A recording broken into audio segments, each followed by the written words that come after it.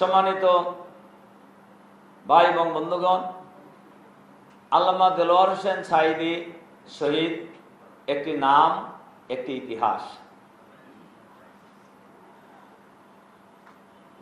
দিনের কথা বলার কারণেই তাকে নিষ্ঠুরভাবে জেলখানায় হত্যা করা হয়েছে। এটা ভাবতেও অবাক লাগে,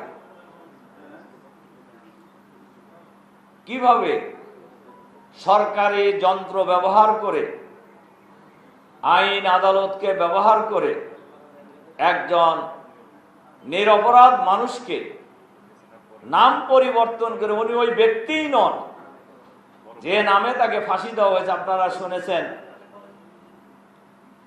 ট্রাইব্যুনালে যখন ওনাকে ফাঁসি দেওয়া হয়, আমার এখনো মনে আছে, ট্রাইব্যুনালের বিচারপতি, ট্রাইব্যুনালের যিনি চেয়ারম্যান ছিলেন, এই ভদ্রলোক, উনি বলতেছিলেন যে আমরা আল্লামা দেলোয়ার হোসেন সাঈদীর ফাঁসি দিচ্ছি না, আমরা দেলু শিকদারের ফাঁসি দিচ্ছি। মানে কত ধরনের শয়তানি, এই যে কথা থেকে আরো বোঝা যায়। এবং আমরা বিশ্বাস করি এই টোটাল বিচার ব্যবস্থা যে অবৈধ ছিল, অন্যায় ছিল, আর অল্প কিছুদিনের ব্যবধানে জাতির কাছে আরো অফিসিয়ালি প্রমাণ হবে ইনশাআল্লাহ। আজকে এই ইফতার মাহফিলে আমি অন্তর্বর্তীকালীন সরকারের কাছে আহ্বান জানাবো, শহীদ আমিরে জামাত মাওলানা মতিউর রহমান নিজামী, শহীদ সেক্রেটারি জেনারেল আলী হাসান মোহাম্মদ মুজাহিদ, শহীদ কামারুজ্জামান, শহীদ আব্দুল কাদের মোল্লা, শহীদ মীর কাসেম আলী সহ আমাদের প্রিয় রাহবার শহীদ আল্লামা সাঈদী সাহেব সহ যাদেরকেই হয় ফাঁসিতে ঝুলিয়ে অথবা জেলখানায় নিষ্ঠুরভাবে হত্যা করা হয়েছে, এই হত্যাকাণ্ডের সাথে যারা জড়িত, সরকার, বিচার বিভাগের যারা বিচারপতি ছিলেন, প্রসিকিউশন, তদন্ত কমিটি, এই আর যারা মিথ্যা সাক্ষী দিয়েছে, সকলকেই চিহ্নিত করে গ্রেফতার করে বিচারের আওতায় আনতে হবে। তার কারণ এই বিচার প্রক্রিয়া যে ছিল 100% অসত্য, মিথ্যা, অবৈধ, এটা তার বড় প্রমাণ। সম্মানিত সুধী মণ্ডলী, ইতিমধ্যেই আমাদের মাঝে উপস্থিত হয়েছেন আমাদের সকলের উস্তাদ, এই উপমহাদেশের বহু আলেমের উস্তাদ শাইখুল হাদিস আল্লামা কামাল উদ্দিন জাফরি সাহেব ইতিমধ্যে উপস্থিত হয়েছেন। ওনাকে দেখলে আমি ব্যক্তিগতভাবে খুব দোয়া করি, আল্লাহ তাআলা এই লোকদের হায়াত আল্লাহ তাআলা বাড়ায় দিন। সম্মানিত সুধী মণ্ডলী, হযরত উলামায়ে কেরাম, দ্বিতীয় যে পয়েন্টে আমি 1 মিনিট কথা বলে শেষ করব, সেটা হলো যে ইসলামী ঐক্যের ব্যাপারে। বাংলাদেশের স্বাধীনতার লাভের পর 53 বছর পার হয়েছে, 54 বছর চলছে, এখনো এই দেশের মানুষের অধিকার প্রতিষ্ঠিত হয়নি। এখনো বাংলাদেশ বৈষম্যহীন। বৈষম্যের বিরুদ্ধে আমাদেরকে লড়াই করতে হচ্ছে। কাজেই বৈষম্যহীন সমাজ যদি বাংলাদেশে কায়েম করতে হয়, তাহলে ইসলামী আদর্শ অনুশাসনের, ইসলামী আদর্শ প্রতিষ্ঠার কোনো বিকল্প নেই। আর ইসলামী আদর্শ যদি প্রতিষ্ঠিত করতে হয়, তাহলে ওলামায়ে কেরামের ঐক্যের কোনো বিকল্প নেই।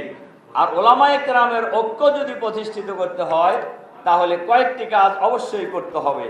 1 নম্বর, সবার মনটাকে বড় বানাতে হবে, উদার হইতে হবে, হীনমন্যতা দূর করতে হবে, পারস্পরিক সংকীর্ণতা ভুলে যেতে হবে, অন্যের দোষ খোঁজার পরিবর্তে নিজের ভুলগুলিও দেখার এবং বোঝার সকলেই চেষ্টা করতে হবে। আমরা যদি এই কাজগুলি করতে পারি, তাহলে আমার দৃঢ় বিশ্বাস, ওলামায়ে কেরামের সাথে আমার অনেক কথা হয়, বিভিন্ন দল এবং দলের বাইরে যত ওলামায়ে কেরাম আছেন, বর্তমানে বাংলাদেশের সকল শ্রেণী পেশার ওলামায়ে কেরামই চান ইসলামের ঐক্য।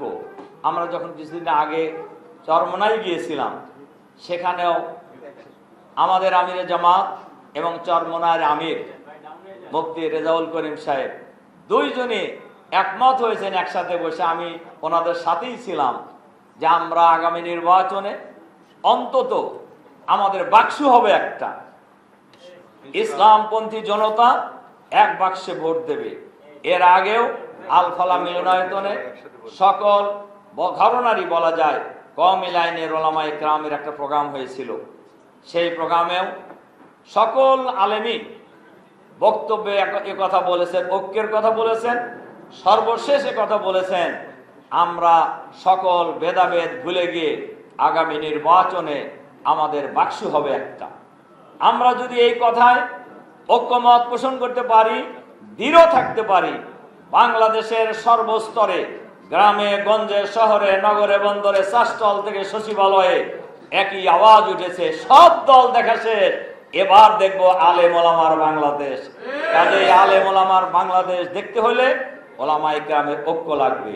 আর ওলামায়ে কেরাম যদি ঐক্যবদ্ধ হয়, এই বাংলাদেশের ইসলামের বিজয় কেউ ঠেকাতে পারবে না ইনশাআল্লাহ। যারা আমাদের শহীদ আল্লামা দেলোয়ার হোসেন সাইদি শয়নে স্বপ্নে দেখতেন বাংলাদেশে একদিনের জন্য হলেও উনি দেখে যেতে চেয়েছিলেন কালেমার পতাকা উঠছে, উনি দেখতে পারেননি। ওনার যারা আমরা অনুসারী আছি, আমরা বাংলাদেশে দেখবো আগামী দিনে কোরআনের পতাকা উঠছে ইনশাআল্লাহ। আজকের এই আলোচনা সভায় ইফতার মাহফিলে আমি সেই আশাবাদ ব্যক্ত করে সকল শ্রেণী পেশার ওলামায়ে কেরামকে দল মত জাতি ধর্ম বর্ণ নির্বিশেষে সবকিছু ভুলে গিয়ে ঐক্যবদ্ধভাবে আমরা আগামী দিনে পথ চলবো ইনশাআল্লাহ। এই বাংলাদেশ হবে ইসলামের বাংলাদেশ ইনশাআল্লাহ।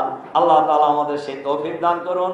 এ কথা বলেই আপনাদের প্রতি আবারও আন্তরিক সালাম এবং মোবারকবাদ জানিয়ে, আপনাদের প্রতি আবারও কৃতজ্ঞতা জানিয়ে, সাংবাদিক বন্ধুদেরকেও আবার সালাম জানিয়ে আমার কথা শেষ করছি। আল্লাহ হাফেজ। বাংলাদেশ জিন্দাবাদ। আসসালামু আলাইকুম ওয়া রাহমাতুল্লাহি ওয়া বারাকাতুহু।